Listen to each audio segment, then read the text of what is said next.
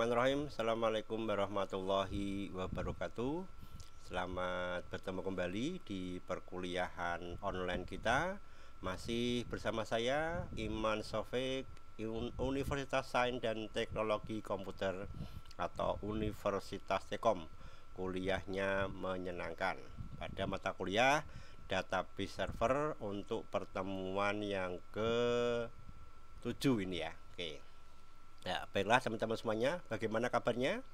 Semoga dalam keadaan sehat selalu ya. Oke, untuk hari ini kita akan melanjutkan materi database server. Di pertemuan sebelumnya kita sudah membahas tentang penggunaan SQL Server Management Studio ya, SSMS, di mana fungsinya adalah untuk membuat database, mengelola database dan segala fungsi-fungsi yang ada. Ya, kemudian kita juga sudah mencoba untuk membuat database baik melalui fungsi yang ada di manajemen studionya itu sendiri maupun dengan menggunakan perintah SQL. Nah, setelah kita membuat database, maka langkah berikutnya akan kita gunakan untuk membuat tabel. Ya, di mana tabel-tabel ini yang nanti akan kita isikan dengan data-data yang diinginkan. Misalnya data karyawan, data penjualan, data mahasiswa dan sebagainya. Nah, seperti yang kita ketahui, untuk membuat data maka kita perlu untuk membuat tabel terlebih dahulu, di mana tabel ini nanti ada perlakuan khusus, yaitu perbedaan atau membedakan tipe data yang dimasukkan. SQL Server sendiri untuk yang versi 2008 itu mengenal atau mempunyai sekitar 35 tipe data. Nah, tentunya kita tidak akan mempelajari semuanya, kita akan belajar mana-mana saja tipe data yang sekiranya akan sering kita gunakan. Ya, baiklah, akan kita coba untuk pelajari bersama mengenai tipe data yang ada di SQL Server. Ya. Ya, jadi dari 35 data tadi tidak semuanya akan kita pelajari, nanti bertahap ya, tentunya teman-teman sekiranya mana yang mungkin memang diperlukan. Oke. Ya, jadi setiap kali kita membuat tabel, maka pada kolom mungkin kode, mungkin nama, mungkin nomor induk, mungkin alamat, itu memiliki nama dan tipe data yang sesuai. Tipe data ini nanti digunakan untuk mendefinisikan suatu field atau kolom. Jadi perlakuannya tentunya akan berbeda, manakala tipe data yang ada itu juga berbeda. Nah, pengembang SQL harus memutuskan, dalam hal ini programmer ataukah seorang database administrator, itu harus memutuskan, memikirkan untuk jangka panjang tipe data apa yang sekiranya sesuai, cocok, yang nanti akan disimpan setiap kita membuat tabel. Nah, tipe data adalah pedoman bagi SQL untuk memahami tipe data apa yang diharapkan dalam setiap kolom, dan juga mengidentifikasi bagaimana berinteraksi nanti dengan data yang lain atau data yang disimpan. Misalnya tipe data numerik, berarti nanti kita bisa memperlakukan untuk hal-hal yang berkaitan dengan angka, perhitungan, penjumlahan dan sebagainya. Sebaliknya kalau kita menggunakan tipe data nama, maka tipe data karakter misalnya, maka tentunya tidak bisa kita gunakan untuk proses perhitungan atau proses aritmetika. Ini perlu ditentukan dari awal. Ya. Nah, tipe data umum yang ada di hampir di semua database ya, itu adalah karakter, atau ada juga yang menyebutnya dengan string, ada juga yang menyebutnya dengan teks. Ya, nanti pun juga ada karakter, ada varchar ya, ada variabel karakter dan sebagainya. Kemudian numerik, ini juga sebenarnya pilihannya macam-macam ya. Ada integer, ada single, ada double, ada real dan sebagainya. Kemudian date and time, ini berkaitan dengan tanggal dan waktu. Apakah nanti kita hanya mengambil tanggalnya saja, ataukah mungkin hanya jamnya saja, atau mungkin keduanya, tanggal sekaligus waktu. Kemudian yang sekarang populer itu ada tipe data blob, ya, biner. Atau nanti di SQL Server yang terbaru ada tipe data image, ya, untuk mewakili tipe data selain yang ini karakter, numerik ataupun tanggal. Misalnya tadi gambar, video. Ya, ini perlakuannya tentunya berbeda antara data gambar, video, multimedia, ya, dengan data-data angka dan huruf. Nanti masuk ke tipe blob ini, biner. Oke. Nah, tipe data yang pertama adalah tipe string atau karakter atau teks. Nah, sedangkan nanti di SQL Server sendiri itu menggunakan tipe data char, ya, char dan varchar, ya, char dan varchar. Kemudian sebenarnya juga ada teks, tapi ini punya lebar yang lebih tinggi. Umumnya yang dipakai nanti char dan varchar.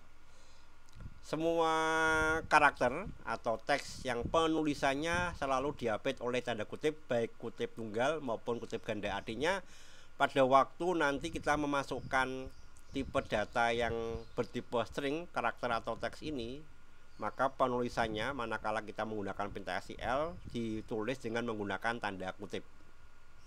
Boleh kutip tunggal, boleh juga kutip ganda, yang penting berpasangan sama, ya. Kemudian berlaku pada huruf alfabet, tetapi juga bisa juga angka ataupun karakter yang lain. Intinya semua yang ada di keyboard itu masuk ke dalam tipe data string, karakter atau teks. Nah, khususan di SQL Server ini ada dua ini. Teman-teman bisa menggunakan pilihan char ataupun varchar. Char ini digunakan untuk menyimpan data string ukuran tetap, ya. Panjangnya bisa sampai 255 karakter. Sedangkan kalau varchar ini dinamis, ya, variabel, ya, jadi menyesuaikan, ya, ukuran dinamis, jangkauannya kurang lebih sama, ya. Yang terbaru bisa sampai 65.535 karakter yang bisa dimasukkan. Nah, perbedaannya apa? Kapankah kita menggunakan karakter, kapankah kita menggunakan varchar? Nah, ini nanti teman-teman melihat kasus yang dihadapi terlebih dahulu. Ini bedanya, ya, antara karakter dengan varchar. Karakter itu fixed length, jadi panjangnya tetap, ya. Misalnya teman-teman menentukan sebuah tipe sebuah kolom dengan nama, ya, di kolomnya nama tadi teman-teman tentukan dengan tipe karakter lebarnya 10, ya, lebar 10. Maka kalau kita menuliskan kata Amir, ya, kata Amir, maka di memori nanti akan membentuk 10 bit, ya, 10 bit. Jadi walaupun teman-teman menyiapkan 10,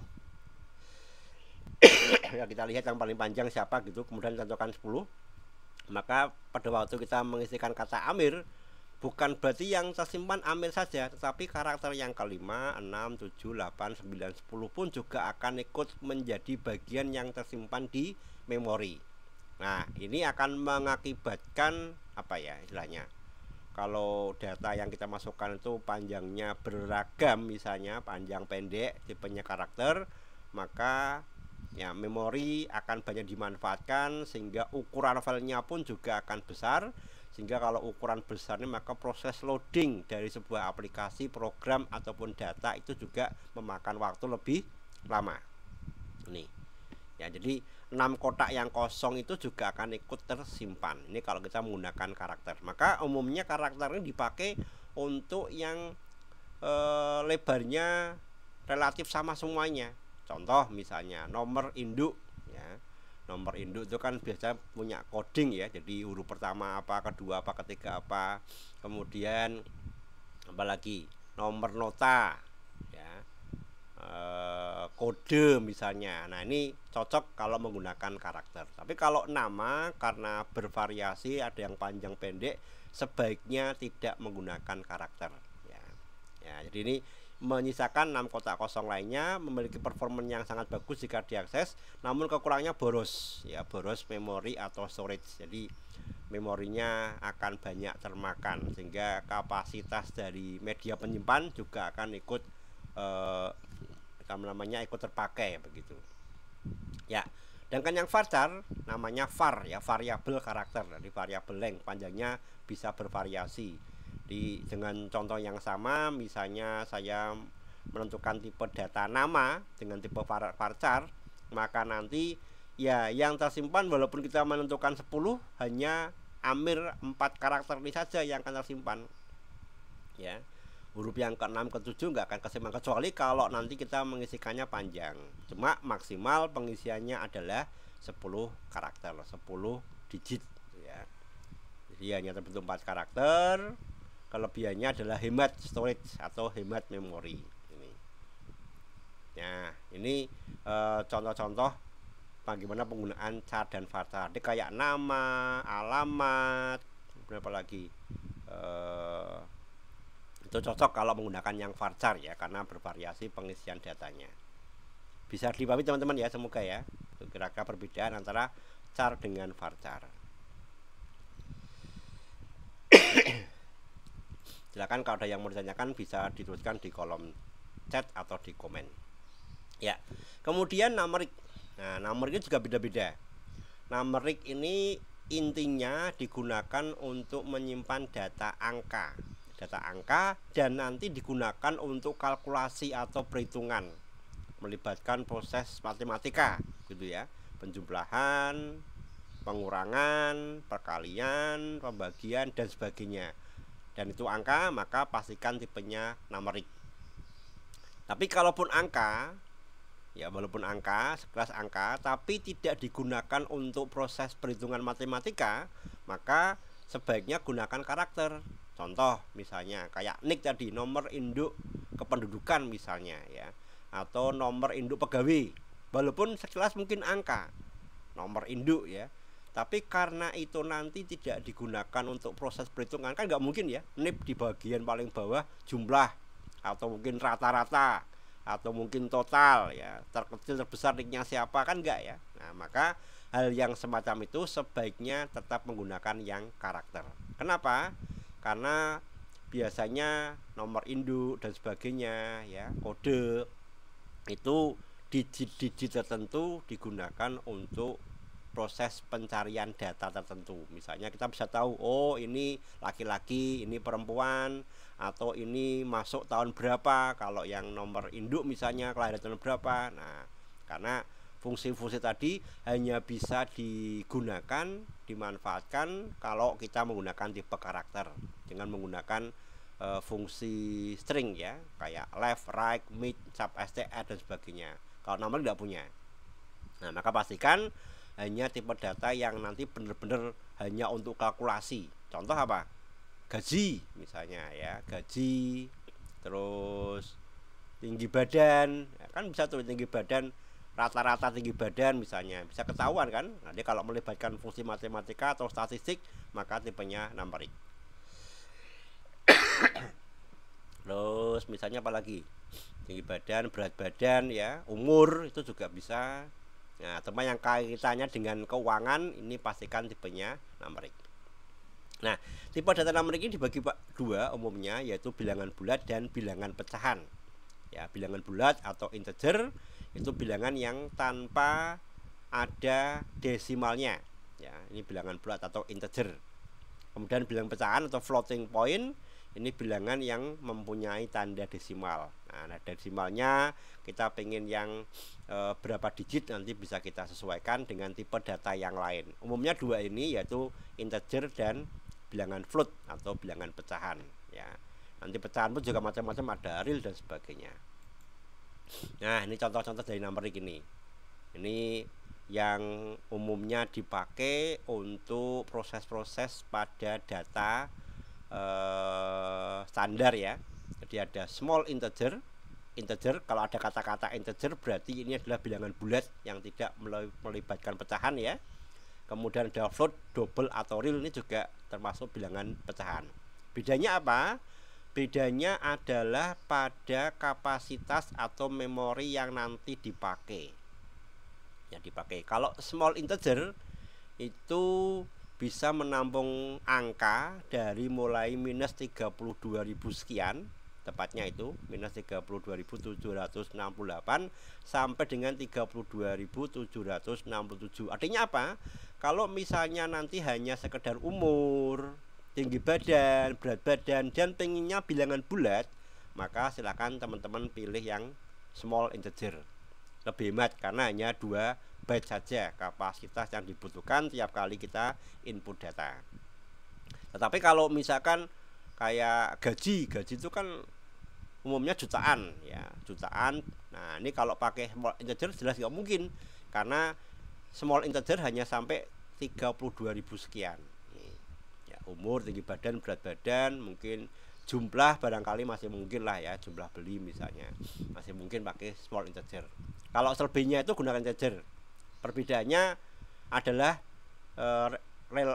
rentang angka yang bisa dimasukkan ya. Untuk integer ini bisa sampai 2 miliar 147 sekian sampai minus ya, 2 miliar 147 sekian, dan kapasitas yang dibutuhkan tiap kali menyimpan adalah 4 byte. Nih 4 byte. Ya, itu untuk yang bilangan bulat. Ya, sedangkan kalau yang nanti teman-teman membutuhkan bilangan pecahan, ada desimalnya, misalnya kayak perhitungan bunga, ya biasanya belakangnya ada pecahan atau mungkin berat ya, berat kapasitas ya, ini juga menggunakan float ya, jadi 20,5 misalnya atau 20,25. Nah, ini gunakan apalagi yang di fisika itu perhitungannya biasanya detail komanya sangat juga presisi. Ya, ada float sama double real. Sama kata tadi, yang float itu kapasitasnya 4 byte, kalau yang double real 8 byte ya, 2 kali lipatnya ya. Oke, ini bisa bilangan pecahan positif, juga bisa bilangan negatif. Kemudian double real ini presisinya ganda, jadi angka di belakang komanya bisa lebih panjang ya. Ya, oke, lanjut. Berikutnya date and time, ini untuk menyimpan data tanggal dan waktu, misalnya tanggal lahir, tanggal masuk ya, tanggal keluar, absen misalnya. Nah, ini masuk pada bagian data yang di sini, date and time. Ya, date time itu gabungan antara tanggal dan waktu, ukurannya 8 byte.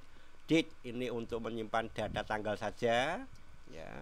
Nah, jadi kalau di SQL Server itu penulisannya tahun dulu ya, tahun, bulan, tanggal. Kemudian juga ada time yang digunakan untuk menampilkan atau menyimpan data jam atau waktunya saja. Ukurannya 3 byte, kalau yang lengkap 8 byte. Oke, itu untuk jenis data date and time. Sampai sini ada yang mau ditanyakan teman-teman? Tidak ada? Lanjut ya. Oke, berikutnya blob. Nah, blob ini singkatan dari binary large object ya, digunakan untuk menyimpan data biner. Data biner itu data standar dari komputer ya, jadi yang terdiri dari angka 0 dan 1 ya, digunakan untuk menyimpan kode-kode biner dari suatu file atau objek. Umumnya adalah gambar, image ya, foto misalnya, atau juga video, termasuk dalamnya adalah suara, atau juga bisa objek-objek yang lain. Karena sekarang ini menyimpan data, kalau dulu mungkin hanya teks saja, hanya numerik, sekarang dilengkapi juga dengan gambar ya, foto misalnya ya. Ini masuk pada bagian tipe data blob. Nah, kemudian untuk variannya itu ada bit, ada blob, ada tiny blob, dan sebagainya. Nah, itu beberapa sekilas mengenai tipe data yang ada di dalam SQL Server ya, umumnya itu. Jadi teman-teman silakan bisa diperhatikan. Untuk tipe data yang lain sebenarnya cukup ada banyak ya. Oke, saya coba tampilkan mungkin untuk yang tipe data yang lainnya ya teman-teman ya. Di Excel.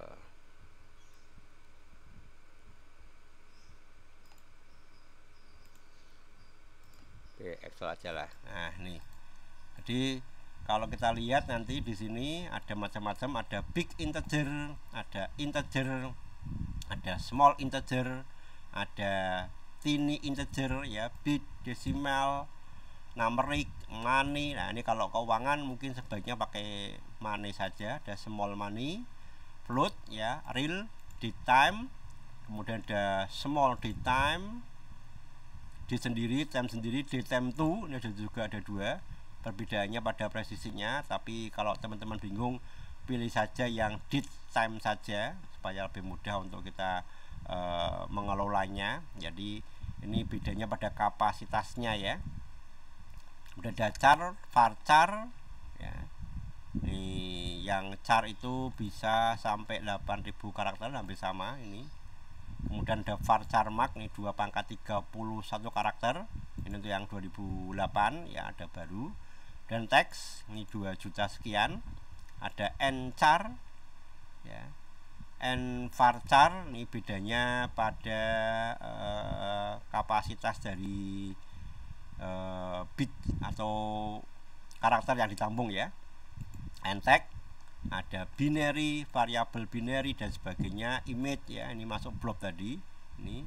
Kemudian yang terbaru itu ada table ini ya, cuman memang jarang digunakan ya. Oke, nah itu beberapa tipe data yang akan teman-teman jumpai pada waktu nanti belajar SQL Server.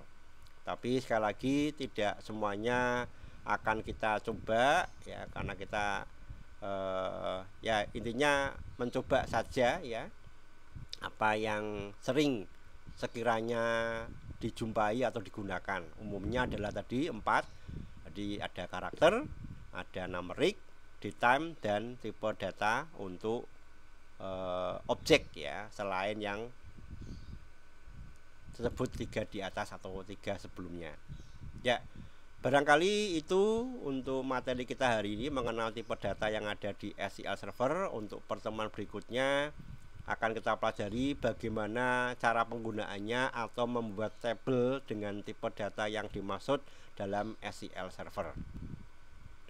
Silakan kalau ada yang belum dipahami atau perlu ditanyakan, bisa ditulis di kolom komen atau di chat di Siakat ya, atau bisa dilempar di grup WA yang sudah kita sesuaikan bersama di Siakat. Terima kasih atas perhatiannya. Saya akhiri untuk pertemuan atau materi hari ini. Tetap semangat, salam sehat selalu, ketemu lagi pada pertemuan yang berikutnya.